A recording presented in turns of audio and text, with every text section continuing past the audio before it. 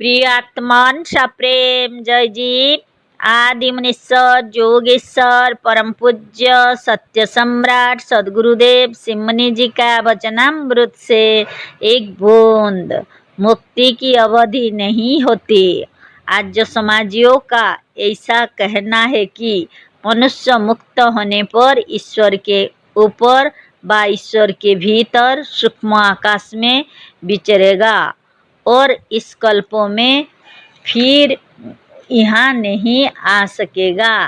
प्रलय होकर बीत जाने पर फिर जब सृष्टि होगी तो वह मुक्त पुरुष इस मनुष्य लोक या स्थूल लोक में आवेगा और आ सकेगा। कल्प भर ही मुक्त पुरुष वहाँ रह सकेगा। यह तो एक प्रकार का बंधन है। मुक्ति की अवधि या मियाद नहीं होती। मियाद या अवधि होती है जेल की या बंधन की। जेल देते समय अलबत्ता न्यायाधीश सुनाता है कि तुम्हें इतने दिनों के लिए जेल भेजा जाता है, पर यह मियाद या अवधि काट लेने के बाद जब वह जेल से मुक्त होता है तो उसे यह नहीं कहा जाता है कि तुम इतने दिनों के लिए मुक्त हो गए हो। मुक्ति मियादी नहीं होती। मुक्ति की कोई अवधि नहीं होती। जेल काट कर जो आते हैं उनके लिए लोग अलबत्ता कहा करते हैं कि अमुक पुरुष मियाद काट कर आ गया है।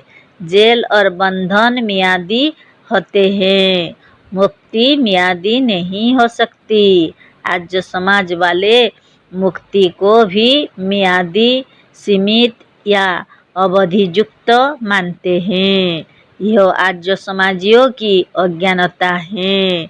मुक्ति मियाद वाली या अवधि वाली हो ही नहीं सकती। हम पहले ही कह चुके हैं कि यह आत्मा या यह जीव स्वभाव से ही मुक्त है। जैसे जल स्वभाव से ही शीतल है। यदि जल में आग ना लगाई जाए तो जल गर्म नहीं होगा। आग से संबंध छूट जाने पर जल आप से आप शीतल हो जाएगा। जल को गर्म करने के लिए आग के संबंध की आवश्यकता है, पर जल को शीतल करने के लिए किसी की आवश्यकता नहीं है। आग को हटा लेने पर जल से आग का संबंध अलग कर लेने पर जल आप से आप शीतल हो जाता है, क्योंकि वह स्वभाव से ही शीतल है।